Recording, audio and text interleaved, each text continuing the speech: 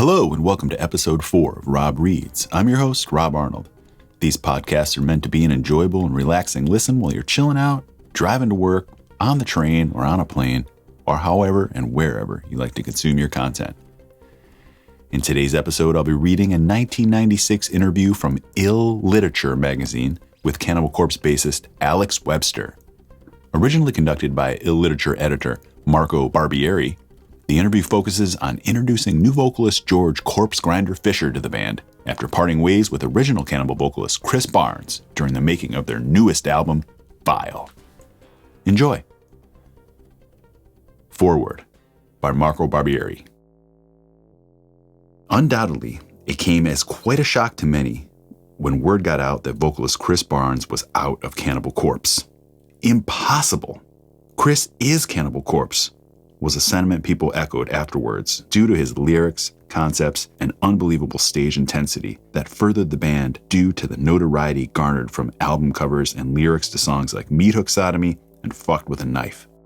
Regardless, the band, through veritable problems, decided they'd be better without him and have replaced the skeletal frontman with monstrosities George Corspegrinder Fischer, who proves his set of lungs can hold up to the beloved grunts of Barnes on Cannibal's latest endeavor, Vile. I spoke with bassist Alex Webster to find out more about the split and the new album. Marco. Obviously, the first thing I and everyone else is going to ask this year is, what happened with Chris Barnes? Alex. Okay, without getting too deep into it, because when we talked to Chris about the separation, we wanted to keep everything cool. We were having problems in the studio, we weren't happy with the way things were sounding, and it wasn't working out. The whole feeling of the recording was negative until we asked Chris to leave the band, and then once we got George in the band, everything turned around and it was a lot more positive. The chemistry wasn't there, which it hadn't been between us and Chris for an awfully long time. The negativity peaked, the animosity was bad, the chemistry was rotten, and if we didn't like something he did, it was really hard for us to tell him without him getting pissed. It was shitty for everyone, but I think everyone is pretty satisfied now.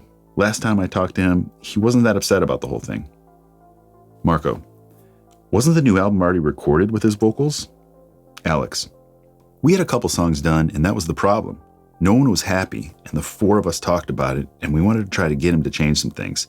He said he would, but then he didn't want to change. He was being very difficult, and there had been other things, so it seemed like it was time to do it. Anything with Chris on it was ultimately erased.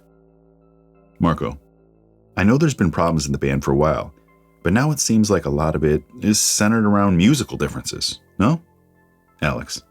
Yeah, there's been problems on and off for several years, but we'd all been getting along for the past year and everything was fine, but then we thought if we kept Chris in the band couldn't get any better in the vocal performance and the overall way things were sounding. We weren't really happy with some of the things Chris had written. We wanted things that were more patterned and easier to remember, and Chris was doing some whacked out stuff that didn't fit the rhythms of the songs. It seemed like he wasn't quite as interested as he once was in the band. The whole point of being in a good band is every musician should do their best to make the other guys in the band feel happy playing with him. If I was playing something or wrote something the other guys didn't like, I'd want them to tell me. It needs to be a team, and we were not a team. It was the four of us and Chris. Now it's a team. Not to sound corny, but it is. We've been friends with George for a while, especially Rob, who would play either bass or guitar in Monstrosity whenever they needed someone. George seemed like a natural choice, and we've always been very impressed with him. The way he performed as a frontman and his rhythm is excellent, and he's full of energy, and we're very excited. He's at every practice, and he's ready to work hard. I'm not saying Chris wasn't, but George even more so, and we're really happy with him. Marco. What was it that you wanted to do differently, or differently vocally on this new record? Alex. The rhythm had a lot to do with it. George is still singing in death metal style. Even though changing a vocalist is a big thing, it still sounds like Cannibal. It still has our sound, but he can kick some really fast stuff out, and he can do things Chris wasn't able to do. Before I go any further, I want to say that we made 4 albums that all 5 of us are very proud of, and we had some really good years with Chris. But I have to tell the truth and say George can do more things. The high screams he does, we absolutely love, and he kicks the rhythm really good when it comes to the fast stuff like Monolith and Mummified and Barbed Wire. He added a lot, and we're really happy with him. Marco. Many people judging from the surface are going to think that this moonlighting with 6 Feet Under upset you guys? Alex. I gotta take the fifth on that. Let's put it this way. Nothing like that would bother us, and anyone in this band can do things on the side as long as they put 100% into this band. Marco. Was George an immediate choice? Alex. Yeah, first choice. We'd been thinking about it for a long time and even joked with George about it before, and he was always goofing around saying he'd do it. In October, when we were having problems in the studio, I called George up and asked him if he wanted to do it, and he was like, "Whoa, let me get back to you on that." He called me back a couple days later and said he'd do it. It left us some problems though, because he was scheduled to go in and do a record with Monstrosity. He was the first choice because him, Martin Van Drunen, and Ross Dolan of Immolation are probably my 3 favorite singers. At the time, we didn't know what the status of Monstrosity was because they hadn't done much the past couple of years, so we asked him first because he's the man for the job, and we're glad we got him. Marco. There was talk of you even getting the vocalist of Eulogy. Alex. Yeah, he's killer too, and he's probably going to be taking George's spot in Monstrosity. Jason from Eulogy is great, and he was definitely an alternate we had in mind if George wasn't going to take the spot. Marco. Who else was on your list? Alex. There was just a lot of tossing around ideas. One was Rick from Embalmer in Cleveland, who has a good voice. There were a few guys, but we weren't sure who was still in a band or who would leave their band. George was our favorite because he had the most individual quality to him, and he didn't sound like everyone else, and we knew he had a lot of endurance and good rhythm, and was a good stage performer. With a singer, it's pretty important that he knows how to lead an audience and how to put on a good show. It was really easy to pick him because we had done a lot of shows with those guys before, and we were always impressed. Rather than picking some guy just based on a tape. We already knew how George was going to be. We knew him as a person and what he was like on stage, so it was an easier choice. If he hadn't worked out, we probably would not have this record out by this point. Marco. So what's going to happen with Monstrosity? Did George complete the vocals on their next album? Alex. Yeah, they're going to be going full steam this year if things work out for them and if they get Jason from Eulogy to sing for them. If Monstrosity is functioning, we'd like to take them out with us, in America, the opening band on a 3-band tour. Monstrosity is still happening and they're great, and they're probably going to get Kelly Conlon, who'd played on the Last Death record, to play bass. The guitar and drum tracks are done and it sounds awesome, and George will do the vocals. We already talked to Brian Slagle, owner of Metal Blade Records, and he said it was cool as long as their record didn't come out at the same time as ours. George is under contract with Monstrosity, to do that record, but he won't do any more shows with them. Marco. Why wouldn't Monstrosity just want to have their new singer on their new record? Alex. I'm not sure. They like the way George sings too. George is the man and he's got a pretty raging voice. That's our opinion anyway, and that's Monstrosity's opinion too. It's going to be a raging album. It's Dream Theater level musicianship. The guitar player is as good as anyone I've ever seen, and Scott Burns said he's probably the best rhythm guitar player he's ever recorded. The guy is awesome. Marco. Earlier we spoke about side bands. I know Rob is in another band, Hate Plow, with Malevolent Creation guitarist Phil Fasciana, which probably isn't as important as 6 Feet Under. Alex. Rob just jams with people. Hate Plow happens whenever they have time because Phil is really busy with Malevolent, and we live about 6 hours away from those guys. Marco. What about with you and Morbid Angel guitarist Eric Rutan and Howard Davis from the Jenna Torturers in the band Alas? Alex. We just did a demo this weekend and it's pretty cool and I'm pretty excited. I don't write anything for that band. It's all Eric. I like jamming with those guys. They're really professional and cool guys. Eric is a great guitar player and a really good writer, and it's been fun playing with him, but obviously Cannibal is my full priority. Definitely. Marco. You mentioned future shows and said that George was a good frontman. I've heard that before, but he does have large shoes to fill. Not only vocally, but Chris was definitely a fan favorite as a frontman. He was quite a figure on stage, and his banter between songs and his gestures with the mic. He was very powerful on stage, and what can we expect from your future live shows? Alex. We wouldn't have done this if we didn't think it would make the band a lot better, of course. Chris had his thing, but George is killer and he's got an imposing presence himself. It's just going to be a different band, and I'm sure some people will like Chris better, and I think some people will like George better, and some will like them equally. We genuinely think the band has never been better. We're all death metal fans, so hopefully what we think is cool, a lot of death metal fans will also think is cool. It's not like we don't know this kind of music. I think it will be great, and if there's a guy who can fill the shoes, then George is the guy. We could have got someone who sounded like Chris, because we did get a bunch of demo tapes once word got out. But we already had George in mind, you know? There were guys that sounded like Chris, and if we wanted somebody that sounded like Chris, he'd still be in the band. We wanted someone who was a little different, but was still super brutal death metal. Marco, you guys pretty much made your decision when 6 Feet Under was out on the road, right? Alex, yeah, we'd been talking about it on and off, and things were looking ugly. Look at it this way. If you were in the same situation and your band wasn't happy with you, would you leave for a month? Or would you say, hey, what's the matter, guys? I think the whole key to succeeding in music is making yourself easy to work with. More than your chops, more than how you sound, more than anything. Being an easy guy to work with will get you very far. Chris wasn't easy to work with, and maybe we weren't easy to work with for him. From what I understand, he's really good friends with the guys in 6 Feet Under, so maybe everything is a lot better there. He really didn't sound too bummed out when I told him. Marco, he probably felt the same problems, and he was real excited about 6 Feet Under and the record, so yeah, maybe he's happier. Alex, if he likes those guys better and they're easier for him to work with, and then it's better for him. There's a different situation for everyone. I hope I haven't said anything that sounds like I'm talking shit about Chris, because I'm not. We all want everything to stay mellow. Marco, getting away from that and focusing on the new record, the first thing that strikes me is that you changed the title from Created to Kill to Vile. Why?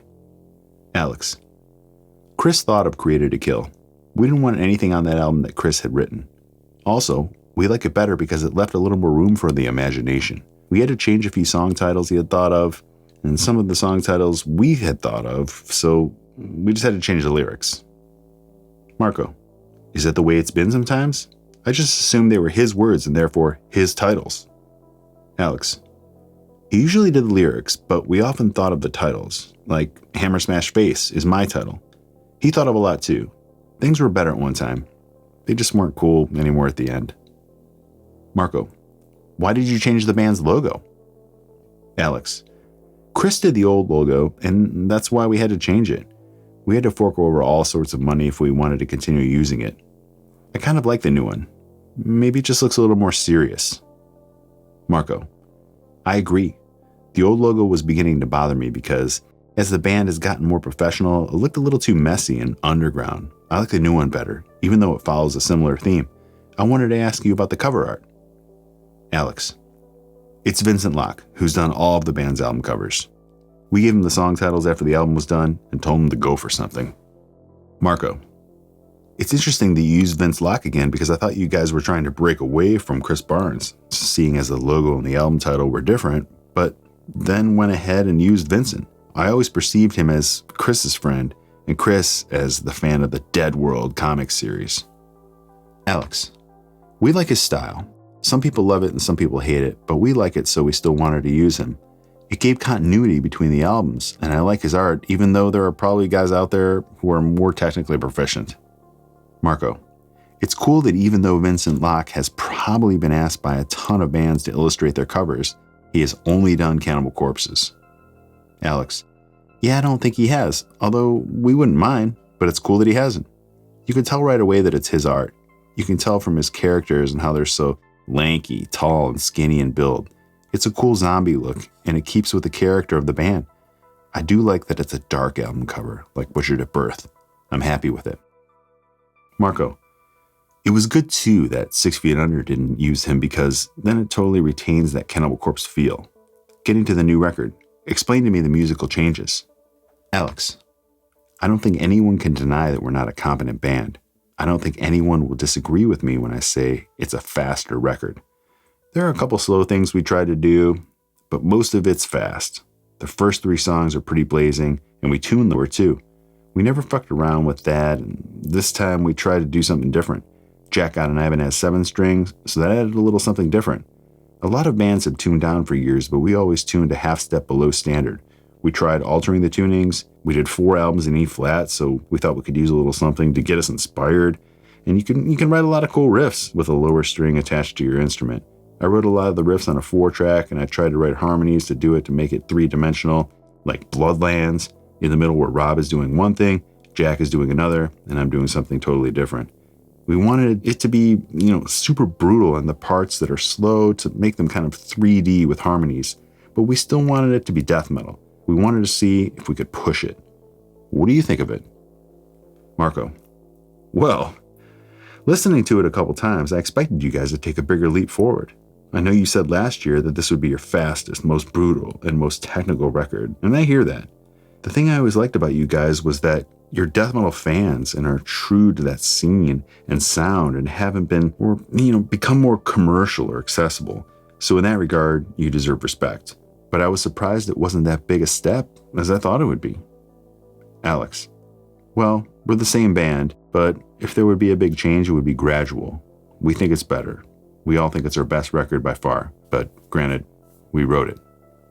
Marco: you also mentioned last year that even though this would be your heaviest record, that there would be a couple hammer smash faces or staring through the eyes of the deads. Those type of songs, and I wanted to see if you felt you accomplished that and which ones they are.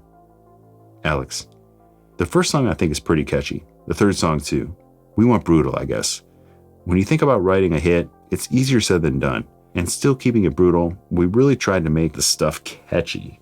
Devoured and Perverse Suffering are some of our heavy songs, and I think they're pretty catchy too. Maybe there isn't a hammer or a staring, but Marco: I think I like Disfigured the best. Alex: yeah, some people have said that. We really don't know what we'll call the single, and I don't even know if we're doing a video because I don't know where it would get played. We could use the money for something else, but if Brian wants us to do one, we will, but I don't know for which song. We were going for the Savage thing, having all the songs be really high power. That's Cannibal, and I hope people get excited because we are. Marco: drifting from the music and going to the lyrics, you said you had to rewrite most of them because Chris had written them. Is that something you wanted to do? Alex: oh, definitely. We couldn't use anything he'd written, and we weren't particularly into the lyrics he had written. Not the subject matter, but the rhythm, as I said before. We wanted to do it ourselves this time. Marco: considering you had the opportunity to rewrite his lyrics and, in a sense, reinvent the band or add a different angle, you didn't. Why? Alex: no, because we like gore. We do what we do, and we've gotten successful doing it, so we might as well keep doing it. We still like it. I think there are some different ideas. There's no songs about killing women. I think people will be able to tell the difference. Marco: considering the killing woman angle, it was something you guys got a lot of notoriety for. What was the rest of the band's standpoint? Alex: we were never really involved in the lyric writing before, and as long as it was brutal, we didn't care. I think maybe we covered a little of that too much. 1 or 2 songs would have been okay, but we have a half dozen.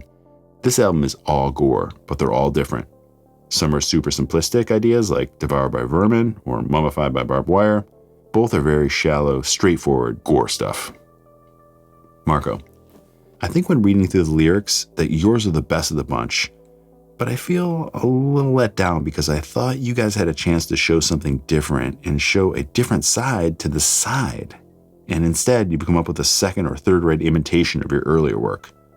Not that you're copying the same theme, but you are following a formula. Alex: I can see that, and maybe things will be a little more diverse next time. Maybe we're a little rushed because as soon as we'd finish writing one, George would go in and sing it. Maybe we could have done it a little better in the subject matter, but I think a big improvement is the way the rhythm of the words is put into the riffs, and I think that's what people will notice first. Marco: yeah, but unfortunately when people read lyrics, they may not follow along, especially with a band like Cannibal Corpse, where the vocal style is not one you'd sing along with. Instead, they read them like a story, and they won't notice that and just see the concept. Alex: well, that's cool criticism, and I see what you're saying, but we're all new to this lyrics thing, and I think we did a good job considering, the time we had. Marco: I guess I just thought with each of you writing that you'd bring something different to the table. I understand it must be very difficult because you're essentially the originator of the style that you've been so blatantly copied. Alex, yeah, but you also need to footnote Autopsy and Repulsion. Yeah, it might kind of show that we're more interested in the music, but we wanted them to be killer. To me, the one that is probably the most thought-provoking is Disfigure. Marco, yeah, that's my favorite as well. It's a great idea despite being so simple, and it's very effective. Alex, cool. Maybe that will be the single. That one is cool because he was directing it towards himself and that he hated himself, and that's why he was a killer. He cuts himself up, burns himself alive, and the blackened mask that's left is more a reflection of what's going on in his mind, more than the face he hated so much. Marco, do you think your fans expect the style of lyric writing from you and that if you change there would be some backlash? Alex, we kind of wanted to let people know that Chris wasn't the only one into gore. Marco, is that how you feel, or was that simply a point you felt you had to prove? Alex, I'm definitely into the gore thing, but next time I want to come up with some twisted shit. I've been reading some books to get the creative juices flowing, but I think we did a good job with the time we had. Bloodlands is kind of a weird, it's our slowest song ever made, and we had so many gory lyrics. I wanted something like that was more like a nightmare. I hope people react to it well. Marco, do you think that since Chris didn't necessarily take these qualities of 6 Feet Under, that people will perceive them as yours? Alex, I don't know, because he wrote them before, so they'll know he's got it in him. All the stuff he wrote was pretty brutal. I think maybe now they'll know it's in all of us. Marco, I'm sure you realize that many of your death metal peers that started when you did and rose in popularity have fallen, and that some people even make the argument that the whole bottom of the death metal scene has fallen through. Do you agree, and do you think this will affect your next record? Alex, it could. I don't know. I think death metal, when it's done right, is the heaviest branch of rock, and as long as people make good records, and we've done our best, then it should have some level of success. I was talking to a friend of mine, and we both agreed that it would be absolute madness if 1 million people liked us. I think the core will stick around, but that's anybody's guess. Believe me, I think about it a lot because it's my bread and butter, and if we don't sell anymore, then I've got to do something else with my life. I'd always like to play death metal because there's nothing like it that hits that spot. I like a lot of music, but death metal is my favorite. It's not up to us because all we can do is try to make great records, and the rest is up to the public. Marco, a lot of bands have tried to obtain more popularity by becoming more commercial or accessible. Alex, it's always disappointed me when I was younger when a band I loved put out a record that was mellower, and I always thought, if we do anything with our careers, I'd love to be known as the band that never sold out. I think we made our best record, and it's our most technical record, although it may not sound technical because of the structures, whereas Monolith or Orgasm Through Torture are patterned pretty weird. I hope people like it. That's all I can say, because we did work really hard on it.